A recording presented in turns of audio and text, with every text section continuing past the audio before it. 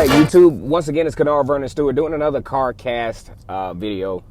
Like the video, comment, and subscribe to Vernon Speaks Sports Auburn. And as always, it's great to be an Auburn Tiger War Eagle. Saw a funny picture of a Georgia fan. Looks like he might have been in his 80s. Sporting a national championship jacket. This jacket, I guess he probably had it custom made. Now, for all of you who know, Georgia won their last national championship in 1980.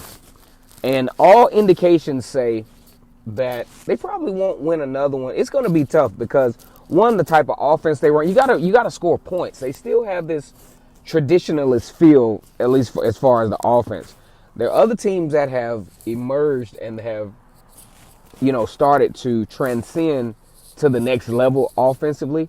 You talk about teams like LSU from last year, not this year, of course, but Alabama, Clemson has revolutionized their offense.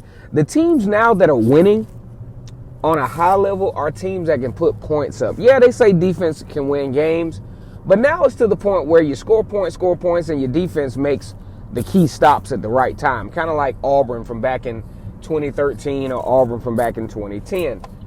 Either way, that has nothing to do with really what I want to talk about today. I want to talk about fan perspective and recruiting. I saw on the All About Auburn fan page on Facebook, a page that I actually kind of helped start with my man Devin Dawson, Scotty Boyd, all those guys. Starting that page, we had a vision of starting a page where, fans talk about educational stuff as it relates to Auburn football. And as it turns out, it's just like the typical Auburn page with a bunch of, we won't talk bad about the page. I still like the page.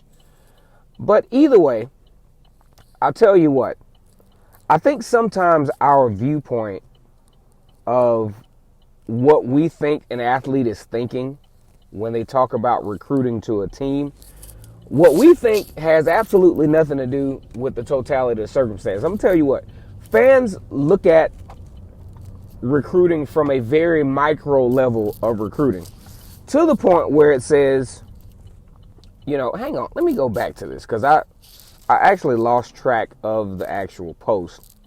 I should have been prepared. My bad, guys. I'm kind of lagging behind. Let's see. But either way, when it comes to recruiting, we sometimes kind of have a distorted view of what this thing is all about. To the point where there's actually a recruit right now that has committed to Tennessee. He's actually from the state of Alabama. And of course, Auburn plays Alabama this weekend in football. So it would be easy for the typical fan to say, okay, well, if Auburn beats Tennessee, then this particular recruit will flip to Auburn. Now, the reason why there's some issues with this is because recruiting is not just you win a game and, I'm going to commit back to you just because you won one game. Ooh, excuse me. Had to sneeze. My bad, guys. But either way, you won one game. Okay. So basically what I'm saying is, okay, Auburn wins the game. Okay, all of a sudden I'm going to flip my commitment to Auburn. And that absolutely makes no sense at all to me. Now, that might make sense to some, but from a common sense standpoint, for me, that absolutely makes no sense because that's just like me saying, okay, because this company had one great quarter, I'm going to go with this company versus a company that has had a sustained level of success. So I think the guy in question is Dylan Brooks out of Roanoke, Alabama. I think that's the guy. If Auburn beats Tennessee, he'll commit to Tennessee. Hell, Tennessee has lost to a lot of people. They've lost to doggone Georgia, Kentucky. Hell, he might as well flip to Kentucky if that's the case. See, athletes look at this thing from a much different perspective than we do. They look at it more from a macro level. We look at it from a micro level. Well, if they win a game, if they this, that, and other. The athletes look at it from a macro level. Number one, the athletes got to be really comfortable with where they are. They're going to be here for about 4 years. So they want to be comfortable with the facilities. They want to be comfortable with the coaching staff. I even know from a career standpoint, same company, different management, different levels of comfort. So they want to be comfortable with the, the coaching staff, the players that are actually there, the culture of the team, because every team has a culture. You look at the leaders. Hey, do I want to be led by these teams, or at what point will I see myself emerging as a leader? Stuff like that, right? You also look at the tendency of this team